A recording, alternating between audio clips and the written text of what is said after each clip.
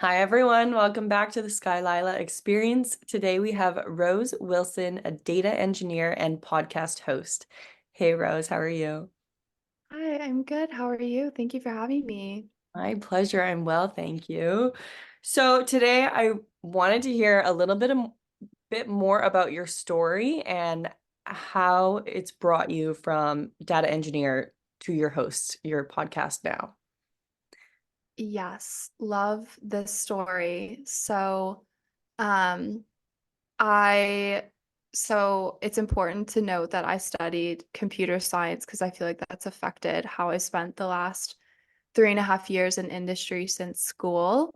Um, so I kind of went into data engineering, which is a specific type of software engineering. And um, I kind of would use that to be in spaces that I was interested in because what's great about software engineering is that there's usually jobs in every single industry, in most companies. You just have to figure out how to fit your skills within that. Um, so yeah, I first worked at a company called Poshmark, which is a secondhand online marketplace for selling your clothes. So I really love fashion, so that was awesome. And then my last job, I was working with like health data, because I had a phase where I was thinking pre-med, which is kind of past. But um, and I have like episodes on my podcast where I go like more into depth. But suffice it to say, I've always been kind of the mindset that coding isn't the end game for me. It's just an excellent skill to have and like allows me to have a lot of leverage in the Mhm. professional world. That was kind of how I always viewed it. Around last year, I was kind of exposed to entrepreneurship through joining TikTok and kind of trying to create my own content on there for the first time. And I was exposed to this one influencer in particular who lives in London, and her name is Grace Beverly. And she started like posting on YouTube in college, grew a large following, and then kind of leveraged that to start her own businesses. So she would post a lot about fitness. And then I think her first product was like a PDF workout guide. And she just through posting that link to people made like thousands of dollars overnight when she posted it. And she just has kind of gone from there. And her main areas where she has products are like productivity. So she has like a planner that she sells, which I think I've seen that you have something similar as well. And then sustainable activewear, this brand called We Are Tala, and then Shreddy, which is like a workout guide app. So she also has a podcast, and this is why she's like the queen of productivity. Like, I don't know how she fits it all in, but she uses her podcast to have regular conversations with other tech founders and like um, industry experts on a regular basis, like weekly. And so, um, as I was starting my new job this year, last year, a year ago, I wanted like my new project and I started thinking more about like what I wanted to do ultimately outside of coding. Like how can I get there? What sort of things do I need? What sort of lifestyle do I want to support? What kind of job supports that? Coding always put me um kind of like at a high earning potential, and I have kind of like taken that with me. Like I understand that when I pivot into whatever's next, there's probably going to be a period of like maybe not immediately making that, but I've always kind of kept that in mind. And a lot of it has to do with like upbringing and like how my mindset on money and like why that's important to me, just like earning a lot. But I think that's definitely been a reason why I have like idolized and romanticized entrepreneurship. This podcast was my new project, and I was inspired by Grace Beverly to like do this on the side. Like, if she can do it, I absolutely can as well. I've always tried to balance something on top of the 40-hour work week with coding because it makes me feel like I'm not stagnating and like I'm at least getting somewhat closer Mhm. to like what is it that I want to do while also having the financial stability of a high coding salary. And so the podcast was just initially like, I know this will help me grow. I know of a couple businesses in my cities like young women who have started businesses. Like I wasn't sure if I would do like a women entrepreneurship take on it or like what. I just had a couple people in mind and I was like, you know what, this would be really cool. Let's do it. What was, just to interrupt quickly, what was the intention of the podcast at the beginning? Yeah, the intention was like unclear. Like it was like, I know, Side project, yeah, have you doing something? Interesting. yeah. And I was like, it was like, I have no idea how to make money with this. It wasn't necessarily the goal. It was like, I had done content creation on TikTok, but I was like not really like loving it. And Mhm. this was like a more like long form, like meaningful, fulfilling content to me, form of content. And I also I think I had a goal at the start of last year to really connect with more people and meet new people. And it's been really beautiful because like entrepreneurs are typically super fascinating and like really inspiring because they're doing something out of the norm, which is actually so hard to do. Um, so the podcast started as like let's try this. I know it'll be challenging for me and I know it'll lead somewhere interesting. And then it's just turned into so many things. Like it's helped a lot with like confidence. Like a year ago, I was like telling people I was maybe interested in entrepreneurship, but I didn't really own that or I couldn't. But now I can because I've kind of like had the conversations just continuously like expressed out loud over and over like I want to be a business owner. I want to like do whatever. And so yeah, it's just made it like much more real for me. Yeah. Thank you. I was curious because I honestly think that's how a lot of people start is I don't necessarily know how this is going to turn out, but we're just going to hope for the best. And I think that's what kind of differentiates entrepreneurs versus people who don't take action is you almost don't have to have it all sorted out and you just got to start because the reality is we won't know what the end looks like until we're there. Like it's one step at a time. Okay, amazing. So thank you for that. So now you are growing your business and your podcast. And to my understanding, you're looking to grow it exponentially this year. Lots of life changes. What's your vision now with it? Or how are you, what's the vision for your business? Yeah. It's a good question. So the podcast has like it's complicated for me. Like I feel like when I'm asked this question, I my response should be like grow it really big, like build a really like tight-knit community. But it's like those were never my goals. Like my goals were almost always and kind of remain more selfish, which I think is okay. Like I have put all this work in. I don't make any money. Like I spend a great deal of my time on it, but I feel like I am growing and learning and connecting with people. And so the sky is kind of the limit, but I've also never really like looked at it like, oh, this is a way to make a ton of money. Maybe as I have more time open up, like I'll be able to view it differently, but like it's just like my approach is kind of lackadaisical in that pick out people who to interview who I think are doing something really interesting to me. And that's who I target. I don't think about like what my audience wants or Mm, that kind of thing. Um, because, and I also like to like find people who seem like reach guests. mm. That's when I get really inspired with it because it is a lot of work. So when I'm not super stoked on it, like that's problematic because it is a lot of work for me. Um, Well, no, yeah. I don't think anything's wrong with that. I don't think there has to be any other goal. I think that's exactly what it should be is to me, I always ask myself if I wasn't getting paid, would I be doing this? And that's kind of Mhm. how I lead my life of what would I do just out of love, and then that's what I should be doing. Oh, there was something else I was gonna say. But I've just, when you said who you interview is who you're interested, I found like with my art though, when I try to paint things, when I used to try to paint things for other people, they wouldn't necessarily do as well. But then whenever I made paintings for me, like paintings that I wanted, and then I'd end up showing in an exhibition, those were the ones that sold. So it's kind of clicked. It was like, oh, the like things that do well is because you do it for you. And then I honestly just say like we're all one. So if you do it for you, you're doing it for everyone anyways.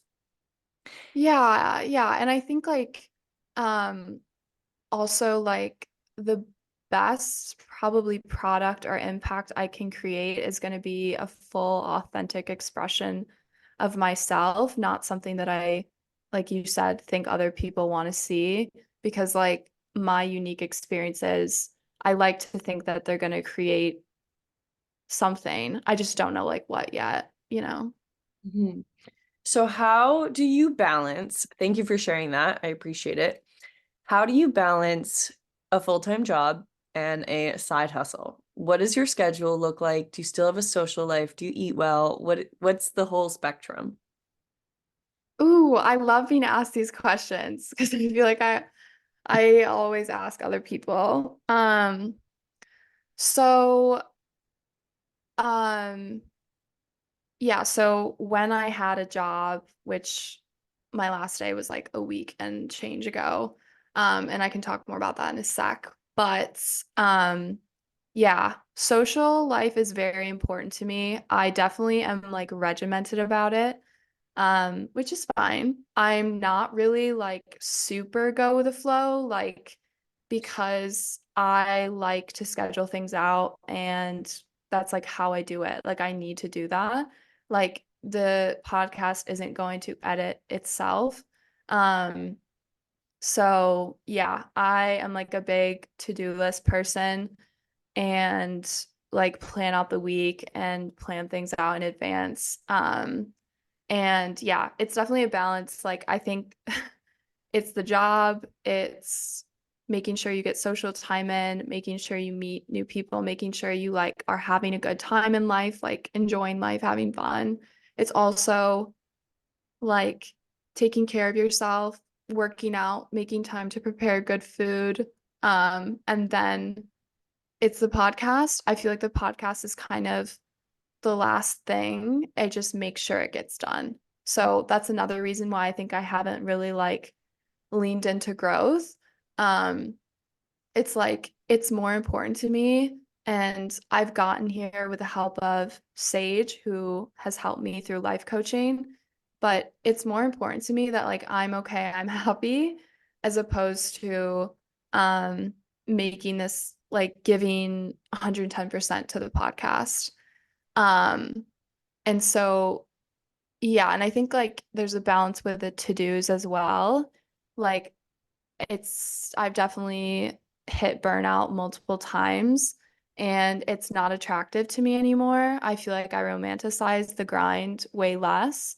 Mhm. It's really not cute for me to be like, I'm really tired. I've been working a lot. Like, I don't want to be that person. And in whatever I do next and whatever success or achievements I go for, like, I want to find a way, to do that sustainably and within a realm where I can still be happy. And I think this whole process has helped me become more clear that like that's like kind of a non-negotiable for me. I love the way you said that. That's not cute. I don't like, which I've totally felt the same over the past year. I've shifted away from just the habit of saying I'm tired. Because after a long day, I'd be like, oh, I'm so tired. And then I realized it was a habit. And then that's why I kept feeling that, is because I had been brainwashing myself to feel that. And now I say I don't get tired. And I swear I have not gotten tired in the past month. It's a little bit of a problem because I have a hard time sleeping now because I have so much energy. And I'm like, wow, that shift in those words just completely changed my life. But it's so beautiful that your awareness around that of that's not who you want to be, where I think so many people um just think that like that's the way life is. That's Hmm. share that. Yeah. Interesting. So then what would you say the actual schedule looks like? How do you schedule it in? Is it every, Sunday you map out the week, approximately how much? Like, say somebody who's just starting a side hustle, what tips Mhm. would you give them? How would you actually guide them to balance all of these things? Um, well, so to start, like my schedule, so I release the podcast on a bi-weekly or twice a month. Mhm. Forget if it's bi-weekly or bi-monthly basis. And it used to be weekly, and then with the help of Sage, again, realized that was too much. Because typically a podcast from start to finish, and I've evolved in the process of things, but it takes me like, I want to say like 4 to 6 hours total work. That's like editing, making sure it sounds good, taking out like preview clips, like recording the intro, whatever, the details, making some social media posts. Um, and so spread out over 2 weeks, this is okay. And I can kind of like, I'll typically like load on the work to 1 week, or honestly, procrastination is a thing. And I'm usually doing the majority of the work the night before it's supposed to go out. But I also have the help of an editing assistant now, so I meet with her every Sunday and just for 30 minutes, and we in the morning, and like we kind of have just evolved in like our process. She's taken on more and more of the process, and I kind of am handing things off to her and telling her how I want them done. And that has been really helpful. I feel like most successful entrepreneurs will say, find someone who can do the work for you, and then you focus on the stuff that only you can do. And Yeah, of that is like so hard for me, because I don't like sending money out when I'm still not making it. course. But it has been a weight off my shoulders since working with her. And I feel like it's a step in the right direction of just like handing off responsibilities. So yeah, I guess my main advice to people is be realistic. Um, that is something that I mainly struggle with. So like if you think you're gonna be able to like, yeah, maybe you are. Maybe you're able to do whatever you say you are, like able to. But yeah, be realistic. And I think it is so important, again, credits to Sage, like understand yourself, what you're okay with, and like what is gonna leave you daily feeling okay mentally. Mhm. Um, don't ignore that. Mhm. Yeah. It's funny you say that because I'm just listening to a book right now called Hypomanic, The Hypomanic Edge. It's basically about like how crazy individuals have built amazing things, mostly in America, of like Thomas said, just all of those individuals who have completely changed our world. And it's just explaining how they're not like bipolar, but they're hypomanic. So they're a little bit manic, but it's not a disease. It's just like this crazy energy that's unrealistic. Or I think that's kind of the common factor with entrepreneurs is you are just like, I want to do this, I want to do this, I want to do this. And you go and do a little bit of all of it. And it is overwhelming and it's hard to sustain. But I think there's been a shift. It's funny you say that you're looking for sustainability now because I've been talking to well, Sage and Rachel obviously about shifting away from this hustle culture and more just sort of sitting back into our feminine receiving energy of like we're still working and flowing and growing, but not kind of that pushing masculine energy and just like letting it more happen for us as opposed to Yeah. so hard. It's nice Hmm. that not everyone, but everyone in my circle is shifting into that space. Hmm. Yeah, I completely agree. And like if there's a way to reach the same output, Hmm.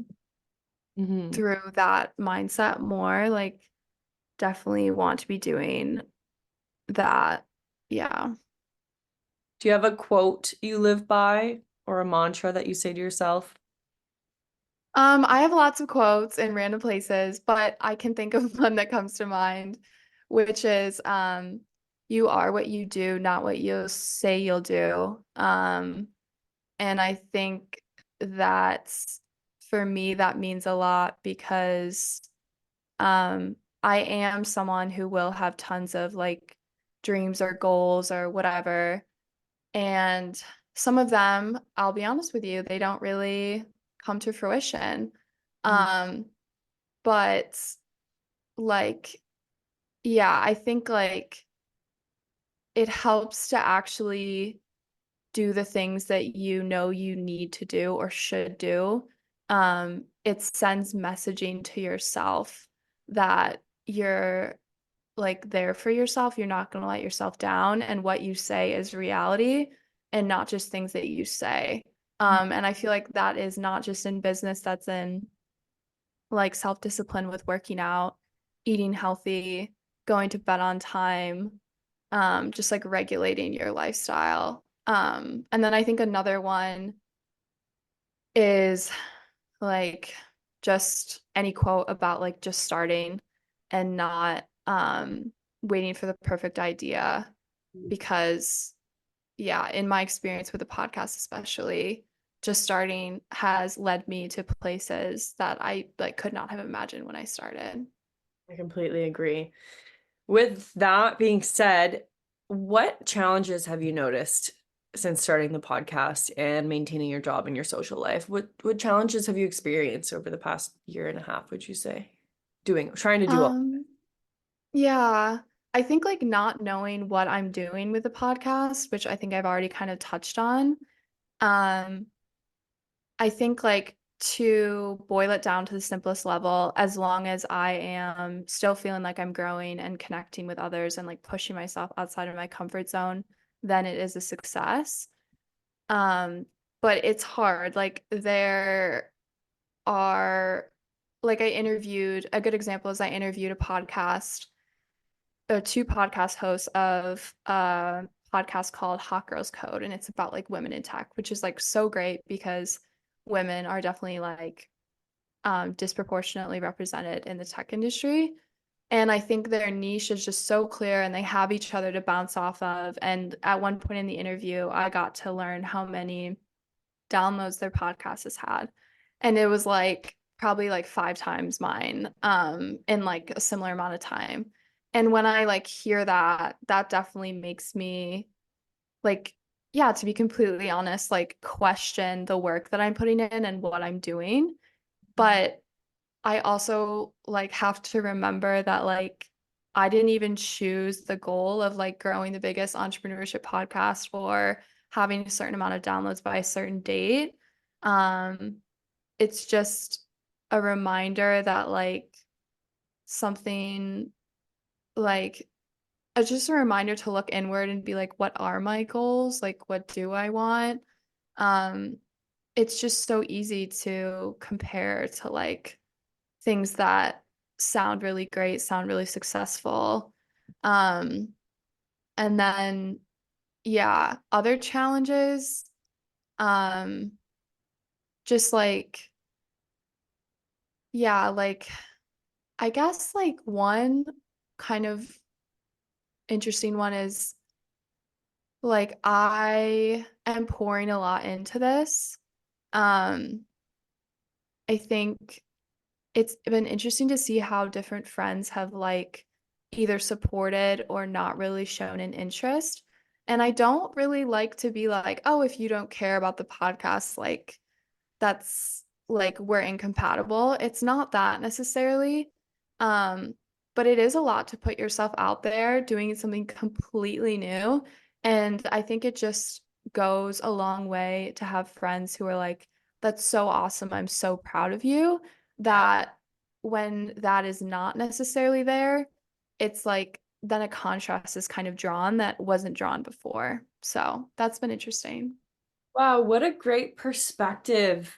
And thank you so much for being so honest this whole conversation. It's so nice to hear, and I think it's really inspiring because it kind of like for me, if I were to be listening to this, it makes it seem more realistic, where it's not like you're seeing somebody who's already been, doing this business for 15 years and they're thriving and making six figures or seven figures, whatever it is. It's kind of like, hey, this is where I'm at. You can start too. You don't need to know the end goal.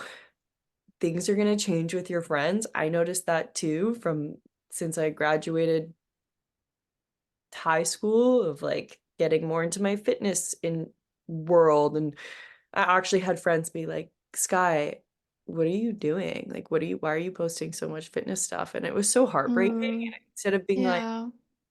wow, Sky, good for you. Not even like when I moved to Australia, it wasn't even like it's not me trying to show off, oh, I can do this. It's kind of just like, hey, this is what I'm passionate about, whatever. And in Australia, people had said, oh, like, good job. Let me show you how to do it better form or whatever. And I'm like, these are, yes, like, this is amazing. I love that. So I know exactly what you mean. Just having that sort of support from people is a world of a difference. Even if they don't really care, but they just sort of say, you do you, girl, I love you, keep going. It makes Yeah. such an impact. And I think that's like kind of why Sage and Rachel and I are all so close because we're all doing our own things and so supportive of each other. Wow. Thanks. Yeah. Yeah, totally. Yeah, I think it Wow. is such an like unpleasant About that. part of Yeah. when you start to like shift and your values and priorities shift as well because you're trying to do something. Um, I just didn't anticipate like feelings like that and kind of evaluating almost every aspect of your life. Yeah, Yeah. everything. Well, Tony Robbins talks about it a lot. Have you heard him, listen to him much? Basically about the thermometer, why can I say it? Thermometer, where you're like a 69 degreer, where that's your baseline. Have you heard this analogy before? No, but I know who he is. Okay. So he talks about how basically he uses such a great story of you say your baseline, you see yourself as 69 degrees. That's where you are. That's where your circle is. That's where your friends are. If you drop down to 50 degrees, your internal system is going to be like, okay, Sky, pick it up. Let's bring us back to 69. So you'll do better. But if you do better and you're at 85%, your internal system, and you don't believe you're an 85 degree, you're going to be like, okay, we got to slow it down here. Like I'm doing too well almost. Let's bring it back to 69. And so he gave that example of then he went back to his hometown and all of his friends were kind of, like, who is this 85 degree? Or like, we don't know that person. Let's bring him back to 69 because that's who we know and that's who we love. And then he felt like, oh, he had kind of self-sabotaged himself after because he thought, oh, well, maybe I'm not this 85 degree, or like I'm actually 69. So it just goes to show where it's not out of like unsupporting somebody. It's just you don't recognize that new person. So out of love, you're trying to like bring back that old version of that person that you love. So that's that's something that Yeah. the best explanation. I haven't said in a while, but that was something that I always keep in mind of like, oh, okay, it's just out of love that they don't recognize this version of myself. And even I don't because it's a new version, but we're going to bring it back to that new higher degree and vibration, really. Wow, Yeah. hearing that. Okay, a little more questions about your routine of diet and fitness, because I think that's something that all entrepreneurs have in common is they don't neglect it, and I know you don't as well. So what does that look like for you, your diet and your fitness routine? Yeah, that's so interesting because I didn't really like think that about entrepreneurs. But the more I'm exposed to it, I understand that like if you're trying to do more than the average person, you're gonna have to be more regimented about everything in life. So yeah, I guess like whatever allows you to be in peak performance, which can be kind of a lot sometimes. I don't like to take it too seriously, but I like to work out um like 5 to 6 days a week. I like, to be specific, I like a mixture of like strength training, running, long walks, yoga. I used to run a lot, and I used to go to the gym, but I didn't really have like a plan. And I've just switched more towards like low impact workouts because I think they're just better. Um, I like to work out first thing in the morning, just like helps me with my day. And then health is definitely a work in progress. Yeah, it's a tricky one for sure, but I just try to like get my protein and greens in. But unfortunately, I just like love um bread and sweet. So like, I'm pretty like chill with it all. Um like, yeah, I'm pretty chill. I could definitely be more extreme. I think it's a balance. Like, again, like I get a little wary if I'm getting too regimented with any aspect of my life because I think it is a little unsustainable for me and it will cause some anxiety and stress to bubble up. Mhm. Oh, it's great if you're aware of that and you can avoid it. There's no need to. And I think I've shifted into that space a little bit more too. I've always been such an extreme individual and it's worked because I do well, but then I burn Mhm. out and I'm like, okay, this isn't really working full time because I'll go hard for 6 months and then rest for a month and then go, um, where what I've almost been telling myself is like I'm in it for the long run. So that sustainable growth, even though it might be slower, is healthier and more beneficial for the future if you don't have all that extra stress. So I don't think you need to be more extreme. If that's what works for you and that's sustainable, I think that's honestly where we should be shifting into more sustainability for ourselves without feeling stressed and all of that pressure. Yeah. Wow. Well, thank you. Any last piece of advice for somebody wanting to start a business? First of all, it just feels so weird to be asked that question because I'm always asking other people that question. Um, I don't know. Like honestly, like I am literally in the middle of like the most chaotic period of my life, but I also have gotten to a space mentally where I'm like okay with it. For to elaborate on that, like been a software engineer for a while, make good money, financially stable, and my job was recently cut. And because of the podcast, I've been like burning for the last 6 months, I would say, to take time off and start a business. It's so difficult to gain any sort of momentum with any side project when you're working a full-time job. And again, that message has been drilled into me by all of these interviews that I've been doing with people who are typically working full-time on their idea or their business. So, because of that, when the time came that my job was cut and I was kind of handed this information, instead of panicking, freaking out, immediately trying to find another role to finance my life, um, I was like lucky to come into some financial literacy mid last year, which allowed me to be a bit smarter with my income and save so I'm not in like a desperate spot. Mhm. But what used to be me clinging on to like life in a fun city, aka right now I live in San Francisco, is I'm more now willing to go move back with my parents. I'm more grateful for the little things. Like I'm grateful that I can even do that. I'm grateful that I can spend time with them at this part and like this point in my life. And I'll save money and I will extend my runway to work on a new idea now that I can do that. And so, like, just the mentality shift that I think starting the podcast has like done has helped me so much. And I've really noticed that through this transitionary period. And so I think like, yeah, like I also am more clear on what kind of business I want to start. Like at first I thought like finding funding was like super fascinating, like fundraising for like a tech company or maybe starting a fashion brand.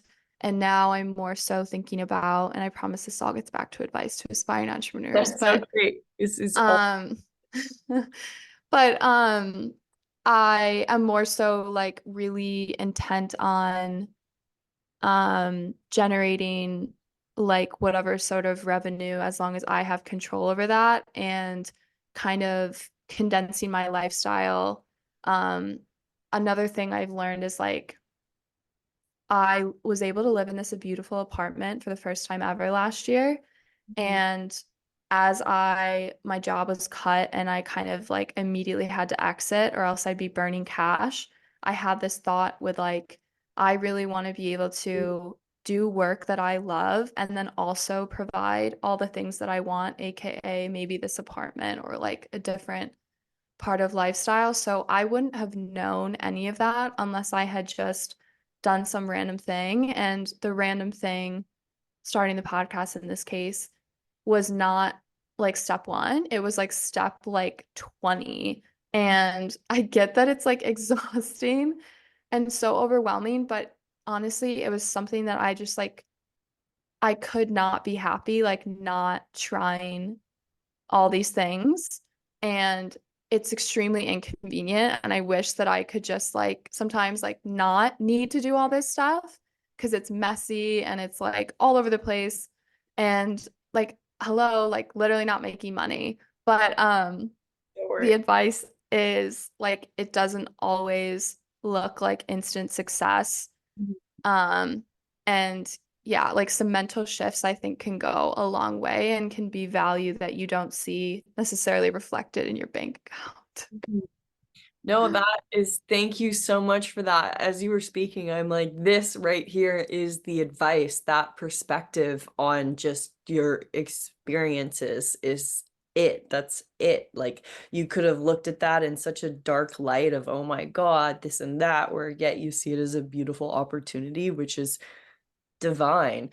And it's funny, or I'm laughing when you started saying, I wish I didn't really kind of have this internal pressure because I was just telling my Yeah. flatmate last night, I'm staying at a friend's place, whatever, renting a friend's place in London, and talking to this guy, and he's kind of like, oh, like, all the things that you do. And I thought, I wish it would be so much easier if I didn't have this like burning sensation inside of me to do all of these things. I don't even know what I'm doing, but I'm always doing so many things. But I just can't not. Like, it's not an option to not do it because that's worse than the pressure of sort of living my purpose. Uh, so it's so nice Yeah. to hear that common factor, which I think is so common with individuals or entrepreneurs, as you'd say it, of just this internal drive of wanting to do more and provide, like, express, bring more value to the world. Wow. Yeah, totally. It's nice to hear someone else say it. Learn, Yeah. do other people have these thoughts? Yeah, and I think like I had a period after college where like I didn't know what was going on. I wasn't thinking about entrepreneurship. I was just happy to be making money, and I feel like I kind of just tried to live the life of others around me. And I was pretty unhappy. Um, and I think that once I started to like begin my journey, if you will, of like finding what I need to do or want to do with my life, like it's a lot of extra work, but yeah, it's much better. And I know like what it would look like if I wouldn't be do that. And like still I have thoughts that I'm like, maybe I try to be an entrepreneur and it's so difficult and exhausting, who knows, that I go back to working a salary job, but then at least it's my choice. Like I want to choose it. I don't want to just like wonder and not know. I don't want to have regrets. I feel like that's a big motivator as well. I love that. Wow, thank you. Thank you so much for your honesty and vulnerability and authenticity in this whole conversation. I don't even think we mentioned what your podcast is called. What's the name and where can we find it? Yeah, it's called Passion Project Pending. It's available on Spotify, Apple, YouTube, and then we've got like, TikTok, Instagram, all the things as well. Okay, amazing. I will share the links in the description. Thank you so much, Rose, Thanks. for coming and chatting with me tonight, this morning, wherever we both are in the world. I appreciate it. Thank you so much for having me. This is the first interview I've done. I feel honored. Woo! Well, you're killing it. I was like, you go, girl. I want to get you where you are now because I kind of have this idea of following entrepreneurs too, of seeing, okay, what's it like in 5, 10, 15 years, and almost sort of comparing these two interviews. It's just going to be interesting because I love to see progress. So Yeah. congrats for doing you. It's inspiring. Thank you. Thanks, everyone. Okay, bye. Let me